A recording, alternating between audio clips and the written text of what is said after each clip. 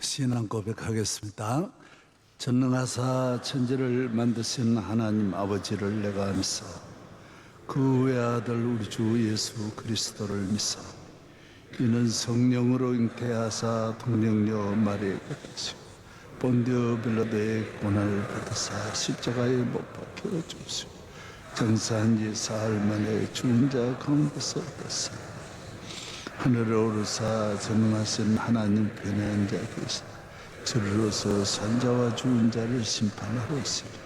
성령을 믿사오니 거룩한 공회와 성도가 서로 교통하는 것과 죄를 사하여 주시는 것과 몸이 다시 사는 것과 영원히 사는 것을 믿사오니 아멘.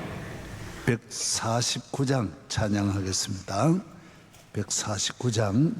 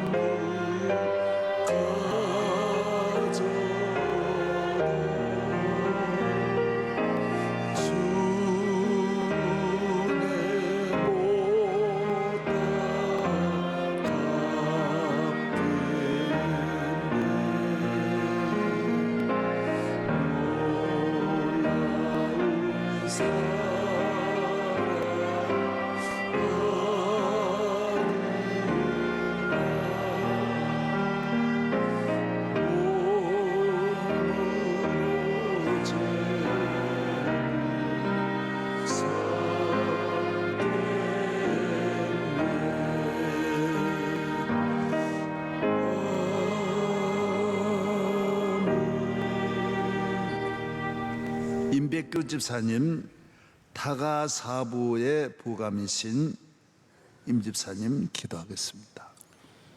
하나님 아버지, 귀한 날을 허락하여 주시고 주님께 예배드리며 하루를 시작할 수 있도록 인도하여 주셔서 감사합니다. 지난 하루 감사하지 않고 불평하였던 저희의 모든 죄를 고백하오니 용서하여 주시고 주님의 보배 피로 정결케 하옵소서. 이 나라와 민족을 보호하여 주셔서 평안하게 살아갈 수 있게 하심을 감사합니다. 대통령과 위정자들이 주님의 사랑을 알게 하시고 그들로 하여금 대한민국을 주님 보시기에 합당한 나라로 이끌어 나가게 하옵소서. 43년 전 명성교회를 세워주시고 원로 목사님과 담임 목사님을 택하여 주셔서 항상 주님의 말씀을 듣게 하시니 참으로 감사합니다. 앞으로도 끊이지 않고 생명의 말씀을 들을 수 있도록 원로 목사님과 담임 목사님의 영육을 굳건히 붙들어 주옵소서. 해외 선교사님들과 그 가정에 복을 주시고 국내 선교지에도 축복하여 주사 선교의 사명을 잘 감당하는 교회가 되게 하옵소서. 여름 성경학교 하계산 상성회 등 여러 행사를 준비하고 봉사하는 모든 수고에 축복하여 주옵시고 좋은 날씨를 허락하여 주시고 안전사고 한 건 없이 온전히 주님께 나아가는 은혜의 잔치가 되게 하옵소서. 오늘 말씀을 전하시는 목사님께 성령이여 함께하여 주시고 말씀을 듣는 저희는 하루를 살아갈 새 힘을 얻게 하옵소서. 이 모든 간구를 예수님의 이름으로 기도드립니다. 아멘. 오늘 아침은 노영상 목사님이 나오셔서 하나님 말씀을 전해 주시겠습니다. 우리 장신대 그리고 호남신학대학의 총장을 오랫동안 하시고 한국교회 훌륭한 지도자이십니다. 우리 한국의 신학대학의 교수가 한 2,000명 정도 되는데 거기에 회장을 오랫동안 하셨어요.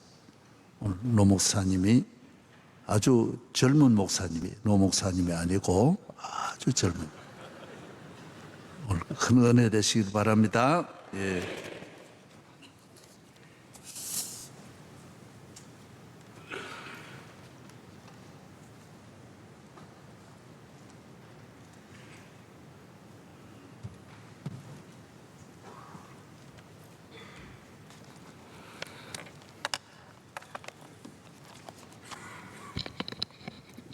이 아침에 그 성경 본문 한 구절 읽도록 하겠습니다. 사무엘하 23장 13절부터 17절 5절인데 서로 교독하시겠습니다. 사무엘하 23장 13절부터 17절까지 말씀 되겠습니다. 13절입니다. 또 30두목 중 세 사람이 곡식 벨 때에 아들람 굴에 내려가 다윗에게 나아갔는데 때에 블레셋 사람이 의 한 무리가 르비딤 골짜기에 진쳤더라.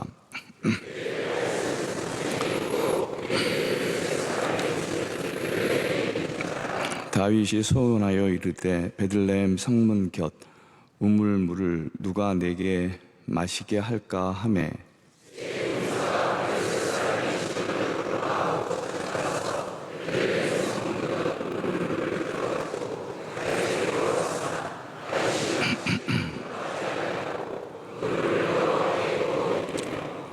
같이 읽겠습니다. 이르되 여호와여 내가 나를 위하여 결단코 이런 일을 하지 아니하리이다. 이는 목숨을 걸고 걷던 사람들의 피가 아니니까 하고 마시기를 즐겨하지 아니하니라.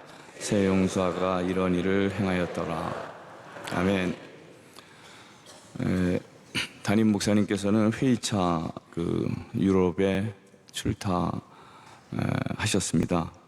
부족하지만 제가 섰습니다. 오늘 본문 말씀에 의지해서 자제하는 삶의 중요성, 우리가 이제 자제해야 된다라는 제목을 가지고 말씀을 드리도록 하겠습니다.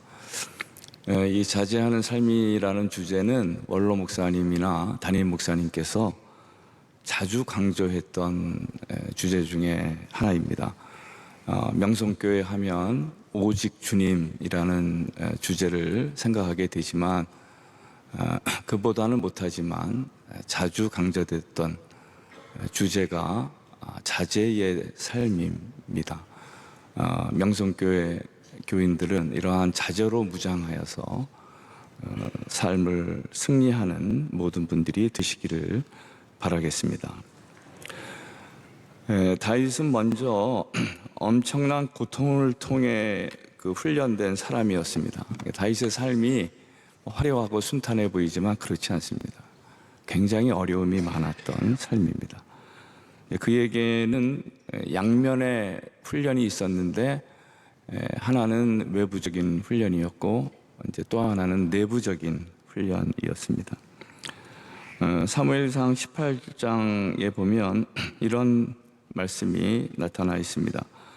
그 이튿날 여호와께서 부르시는 악령이 사울에게 힘있게 내리매 그가 집안에서 정신없이 떠들어 대므로 다윗이 평일과 같이 손으로 수금을 타는데 그때 사울의 손에 창이 있는지라 그가 스스로 이르기를 내가 다윗을 벽에 박으리라 하고 사울이 그 창을 던졌으나 다윗이 그의 앞에서 2번 피하였더라. 이게 굉장한 말이잖아요. 이 사울이 2m 안팎이 되는 아주 거구인데 창을 던지면 엄청난 속도로 날아가는 창인데 그 창을 다윗이 2번이나 피했다 하는 본문의 말씀입니다. 이것 외에도 사울은 다윗을 여러 번에 걸쳐서 죽이려 했습니다. 엄청난 시련을 겪었던 사람입니다. 왕이 되기 전에 다윗은 정치의 쓴맛을 다 본 사람입니다. 정치가 무엇이고 그 패단이 무엇인지를 적나라하게 알게 되었던 것입니다. 그러한 다윗의 고통은 외부적인 고통만으로 끝나는 것이 아니고 내부적인 내적인 훈련이 또 다윗에게 있었습니다. 사무엘하 18장에 보면 내 아들 압살롬아 내가 너를 대신하여 죽었다면 압살롬아 내 아들아 하였더라. 이 장면은 여러분들이 다 아는 장면이라고 보는데 아마 다윗의 가장 사랑받았던 아들, 가장 준수했던 아들이 압살롬인데 아버지에 대한 반역을 했습니다. 그 아들을 죽일 수밖에 없는 상황이 됐는데 그 아들이 죽고 나서 다윗이 압살롬의 이름을 부르는 장면입니다. 이거 엄청난 고통이었다고 생각합니다. 정치라는 것은 피도 눈물도 없다라는 것을 다윗은 일찍 경험하게 됩니다. 이런 그의 경험의 통렬함이 그를 훌륭한 왕이 되게 하는데 이제 일조하게 되는 것입니다. 아마 이런 연단이 없었다면 다윗도 사울과 같은 왕이 될 수밖에 없었을 것입니다. 제가 보기에는 사람은 훈련을 통해서 만들어지는 거예요. 절대 그냥 되는 사람이 없습니다. 고통과 시련 속에서 그것을 통해서 한 사람의 리더가 탄생한다라는 것을 우리는 성경 말씀을 통해서 깨닫게 됩니다. 욥기 23장 10절 그러나 내가 가는 길을 그가 아시나니 하나님께서 아신다는 것입니다. 그가 나를 단련한 후에도 내가 순금같이 되어 나오리라. 순금이라는 게 옛날에 성경에는 정금이라고 했던 것 같아요. 우리가 순금과 같이 정제된 잘 훈련된 사람이 되기 위해서는 단련이 있어야 된다라는 것입니다. 하나님께서 여러분들에게 고통과 시련과 이러한 훈련을 주시면 하나님께서 여러분들을 쓰시고자 하는 그러한 뜻이 있다라는 것을 알아야 됩니다. 훈련이 없이 훌륭한 신자가 될 수 없는 것입니다. 훈련이 없이 하나님이 쓰시는 사람은 없다라는 것을 분명히 아는 여러분들이 되시기를 바라겠습니다. 다윗은 이런 훈련을 통해서 핵심적인 덕목을 하나 얻게 되는데 이 다윗이 훈련을 통해서 얻게 된 가장 중요한 덕목이 뭐냐 하면 자제력이라고 볼 수 있습니다. 이 자제력을 가질 수 있게 된 것입니다. 이 자제력이라는 말이 성경 가운데에는 절제라고 많이 번역되어 있어요. 이 자제력이라고 성경에 많이 나타나 있지 않습니다. 거의 없는 것 같아요. 절제라고 번역되어 있는데 영어로서는 셀프 컨트롤이라고 합니다. 그러니까 자기를 통제하는 그러한 힘이라고 말할 수 있습니다. 그래서 저는 이 셀프 컨트롤이라는 단어를 절제보다는 자제라고 번역하는 것이 좋다 이렇게 생각합니다. 그러니까 다윗이 훈련을 통해서 뭐를 얻게 되느냐 하면 자제력을 얻게 된 것입니다. 다윗은 정치의 쓴맛을 체험한 사람이었으며 권력의 파렴치함과 무자비성을 깊이 느껴본 사람이었습니다.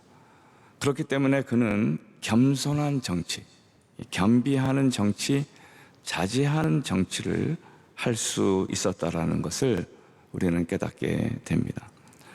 사무엘서를 보게 되면 다윗이 어떠한 자제력을 가진 인간인가를 줄곧 보여주고 있습니다. 제가 이 사무엘서에 나타나는 사무엘 상하에 나타나는 다윗의 자제력의 모습을 한 5가지로 정리해서 여러분들에게 설명드릴 텐데, 먼저 다윗은 뭐에 대한 자제력이 있었느냐 하면 재물과 돈에 대한 자제력이 있었습니다. 보통 그걸 간단히 줄이면 물질적 자제력이라고 볼 수 있습니다. 사람이 가져야 될 자제력 가운데 가장 중요한 자제력이 뭐냐 하면 돈에 대한 자제력이 있어야 돼요. 이것이 제대로 형성되지 않으면 인생이 망가지기 쉽습니다. 우리가 돈에 대한 욕심을 억제하고 거기에 대한 충분한 자제력을 가져야 되는 것입니다. 사무엘하 24장에 보면 다윗이 이제 뭐가 필요했느냐 하면 아리우나의 타작마당이 필요했습니다. 그 제사를 지내기 위해서 공적인 그 용도를 위해서 아리우나의 타작마당이 필요했는데, 그러한 타작마당을 이렇게 강제로 빼앗은 것이 아니고 값을 주고 그 땅을 이렇게 사는 것을 보게 되는 것입니다. 이게 옛날에 이 타작마당이라는 게 굉장히 중요합니다. 우리가 오늘 이 타작마당이라는 게 타작할 때 사용했던 이 넓은 바위가 있는, 아주 넓은 바위가 있는 데에서 여러 가지 탈곡 장비들을 갖다가 거기서 이제 탈곡을 한 것이거든요. 그래서 이 타작마당은 우리식으로 얘기하면 뭐냐 하면 정미소 비슷한 것입니다. 방앗간이라고 생각하시면 되는데, 이 농경사회에서는 이제 어떤 사람들이 부자였느냐면 이스라엘 사람들에게서 부자들이 이제 정미소 가지고 있는 이 타작마당을 가지고 있는 사람, 두 번째는 포도원을 가지고 있는, 포도원도 굉장히 중요한 거 아니에요, 이스라엘에게 있어서. 세 번째는 올리브 농원, 올리브 기름을 많이 썼으니까 이런 게 이제 소위 그 당시에 다윗 당시에 대기업이라고 볼 수 있습니다. 그러니까 다윗이 충분히 그러한 대기업을 강탈할 수 있었음에도 불구하고 그렇게 하지 않은 거예요. 기업 사냥을 하지 않은 것입니다. 자제를 하고 그 충분한 값을 주고 사용했다라는 것을 우리는 보게 됩니다. 이러한 다윗의 행동은 왕상 21장에 나타나는 아합의 행위와 비교됩니다. 이제 아합은 뭐가 필요했느냐 하면, 뭐가 탐이 났느냐 하면 나봇의 포도원이 탐이 났어요. 이 포도원도 굉장히 중요한 옛날의 기업이라고 볼 수 있거든요. 근데 그거를 그냥 나봇을 죽여서 그거를 뺐다시피 한 그러한 그러한 사실을 우리는 성경을 통해서 보게 되는 것입니다. 우리가 힘을 얻게 되면 그것을 통해서 기업을 사냥하고, 그 다음에 자기의 재산을 불리고, 정치가들이 이제 연금도 있고 이제 그러셔가지고 다들 잘 살 수 있는데도 이제 이렇게 돈에 대한 욕심을 내고, 그럼으로써 또 여러 가지 삶이 망가지고 하는 것들을 우리가 역사를 통해서 수없이 보게 되는 것입니다. 우리가 인생을 살아나가면서 특별히 뭐에 대한 경계를 해야 되느냐 하면 돈에 대한 경계를 해야 됩니다. 큰 부자가 되려다가 망한 사람이 한둘이 아닙니다. 여러분들도 이제 기업하는 사람들이 기업이 잘 되면 계속 기업을 융자를 내설해서도 키워보고 싶어 하는 그러한 분들이 있는데 조금 자제하는 게 필요합니다. 오늘 좀 융자를 얻으려고 했던 기업인들이 있으면은 조금 한 템포 늦춰서 하는 게 저는 좋다고 생각합니다. 그게 잘못하면은요, 그러한 것이 욕심이 되어서 가지고 있는 모든 것도 망가지기가 쉬운 이제 그러한 것입니다. 두 번째는 돈은 버는 것에도 자제해야 되지만 쓰는 것에서도 자제를 해야 됩니다. 고린도전서 7장 31절, 세상 물건을 쓰는 자들은 다 쓰지 못하는 자같이 하라. 이 세상의 외형은 지나감이라. 그래서 오늘 사모님들 가운데에서 샤넬 비싼 백 사려고 하시는 분이 있으면은 그냥 동대문 시장 가서 좀 싸게 싼 거를 사도 되지 않을까 하는 이제 그런 생각을 해볼 정도로, 이게 모든 거를 이렇게 다 좋은 것으로서 다 하려고 할 필요가 없다라는 것을 우리가 배우게 됩니다. 두 번째로 다윗은 어떤 자제력을 가졌느냐 하면 힘을 절제할 수 있는 사람이 됐어요. 힘에 대한 자제력을 가지고 있었습니다. 오늘 읽은 본문이 이제 그것을 잘 보여주는데, 다윗이 목마르다 그러니까 자기 밑에 있는 신하 3명이 적진을 돌파해 가지고 적 가운데 있는 우물물에서 물을 길어다가 그걸 떠가지고 누구한테 준 거예요? 다윗한테 준 거예요. 여러분, 그거 쉽지 않습니다. 적진을 세 장군이 돌파해서 2명은 막 그냥 적들을 돌파하고 1명은 두레박으로 물을 기르고, 그 아마 만신창이가 돼서 거의 왔을 거라고 생각합니다. 자기의 왕을 위해서, 이 다윗이 신하로부터 굉장히 사랑을 받던 왕이었던 것 같아요. 물이 먹고 싶다 했더니 신하들이 그거를 돌파해서, 저는 옛날 그 조자룡이 그 유비의 아들을 그 끼고 적진을 돌파했던 장면을 여기에서 이제 생각하게 되는데, 아무튼 굉장한 것입니다. 그때 다윗이 그 물을 받고 어떻게 했다라는 거예요? 꿀꺽꿀꺽 마셨다라는 거예요? 땅에 버렸다라는 거예요? 땅에 버렸다라는 것입니다. 예? 여기에 뭐라고 되어 있느냐 하면, 다윗에게로 왔으나 다윗이 마시기를 기뻐하지 아니하고 그 물을 여호와께 부어드리며 이르되 여호와여 내가 나를 위하여 결단코 이런 일을 하지 아니하리이다. 이거 굉장한 자제력이에요. 목마를 때 당연히 물을 마시고 싶은 것이죠. 먹질 않은 거예요. 내가 이렇게 신하의 희생 위에 군림하는 왕이 되지 않겠다라고 결심을 하면서 그 물을 땅에 부었다라고 이렇게 말하고 있습니다. 마태복음 20장에 이런 말씀이 있습니다. 예수께서 제자들을 불러 가라사대 이방인의 집권자들이 저희를 억지로 주관하고 그 대인들이 권세를 부리는 줄을 너희가 알거니와 너희 중에는 그렇지 아니하니 너희 중에 누구든지 크고자 하는 자는 너희의 뭐가 돼야 된다라는 거예요. 섬기는 자가 돼야 된다.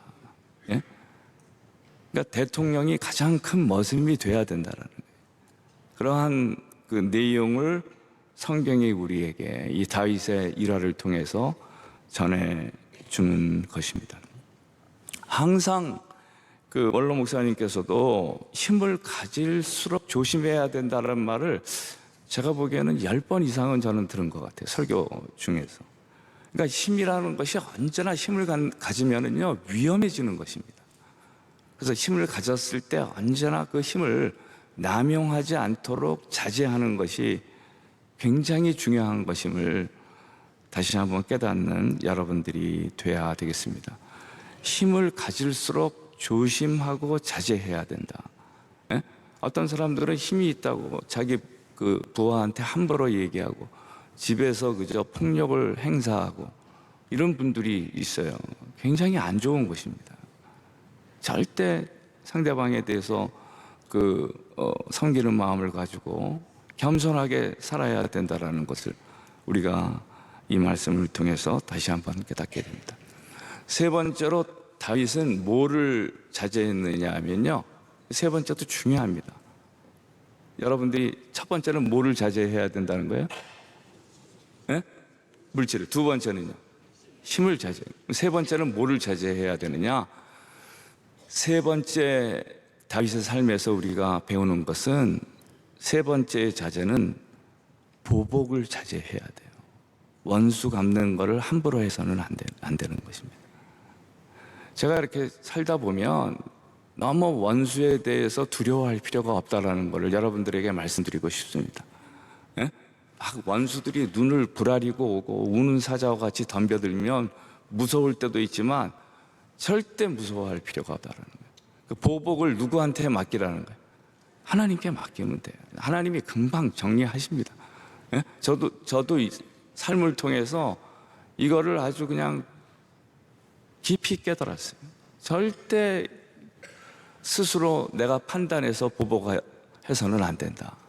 여러분들도 인생을 살아가면서요, 싫은 사람 생길 수 있는 것이죠. 미운 사람 생길 수 있고 원수 생길 수 있는 것입니다.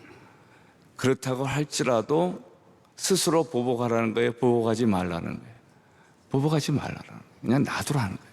때가 되면 정리된다는 거예요. 그냥 그 지면 정리되는데 시간이 얼마 안 갑니다. 한 50년이면 정리됩니다. 그러니까 그게 길게 가지 않아요. 그 시대 속에서 다 끝나는 것입니다.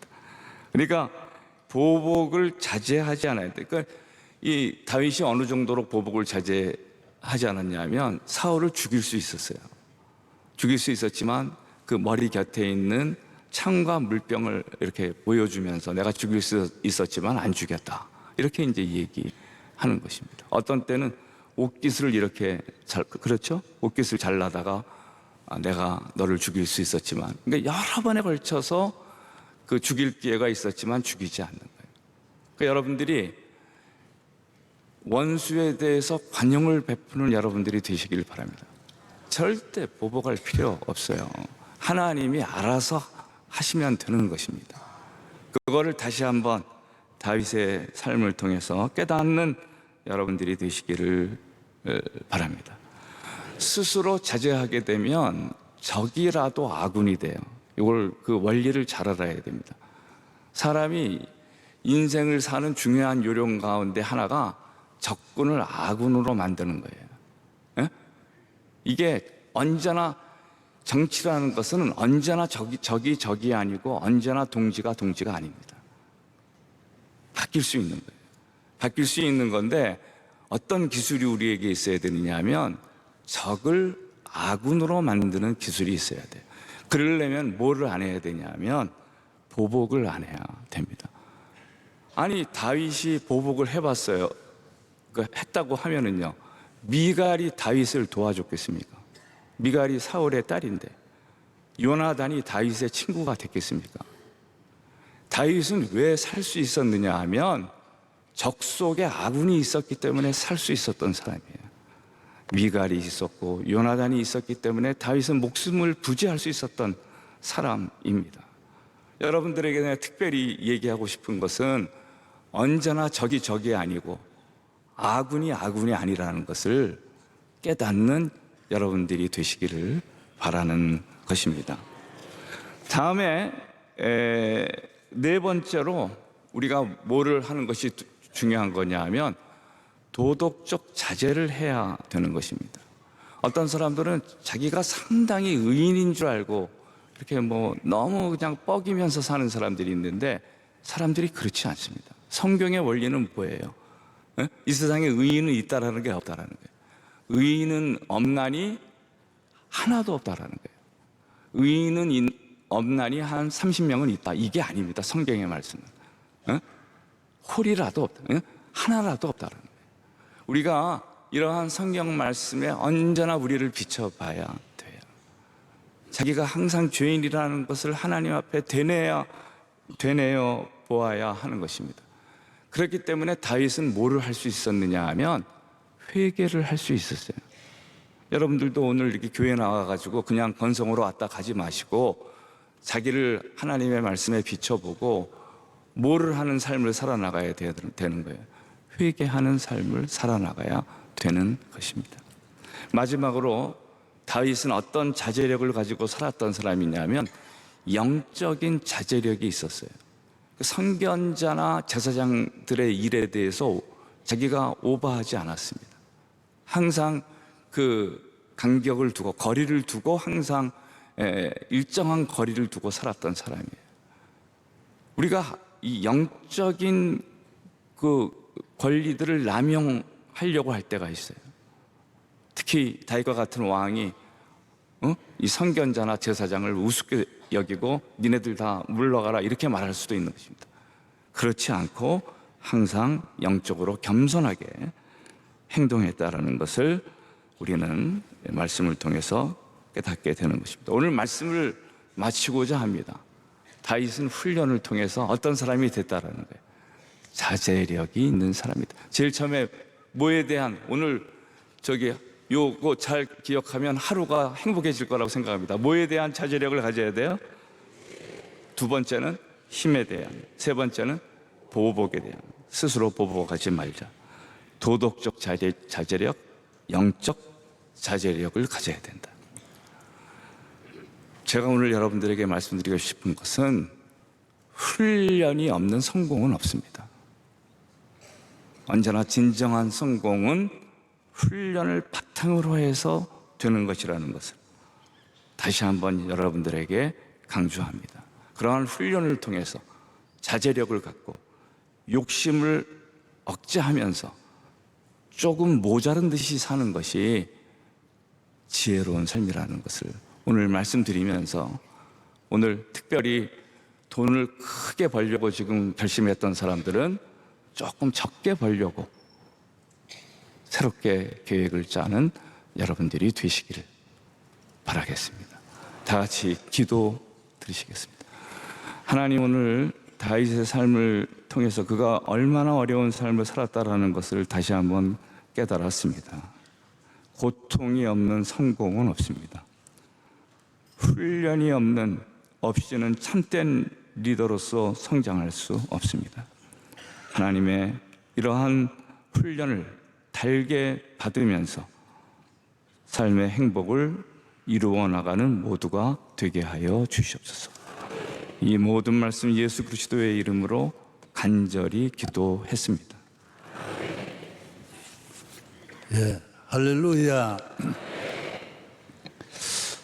나도 내일은 5개 돼지를 가지고 이렇게, 역시 교수님은 이렇게 하나하나 그런 면으로 잘하세요. 아주 오늘 참 자제력에 대해서, 예, 셀프 컨트롤, 아주 참 은혜를 받았어요. 그 새벽에 나오면 이렇게 좋은 거예요. 예. 동대문 시장에 가가지고 이 짝퉁 사고, 꼭 이렇게 좋은 거 사지 말고 자제력이 있어요. 자제력. 항상 재래시장 가고, 예? 자제력이 있어요. 신경질 내지 말고, 뭐 설교 길었다 그런 거, 그거 자제력 못하면 교회 못 돼. 아멘. 우리 박광훈 목사 기도해 주시고, 조미숙 권사 기도해 주시고, 수연이라고, 김수연이 화상을, 전신 화상을 입고 수술 수십 번 거쳐서 요사이 또 조금 어렵대. 결혼하고 이랬는데도 아주 조금 어려. 기도했죠. 수연이, 김수연이. 베트남에 가서 오토바이 타고 가다가 우리 집사님 그 남동생인데 혼수 상태에 빠져가지고 배달 갔다가, 그런데 어제 의식이 회복됐대. 우리 용진이 뭐 기도해 주세요. 예. 담임 목사 위해서 기도해 주세요. 다 설교 은혜 받았지만은 내가 또 기도하고 마쳐야 돼.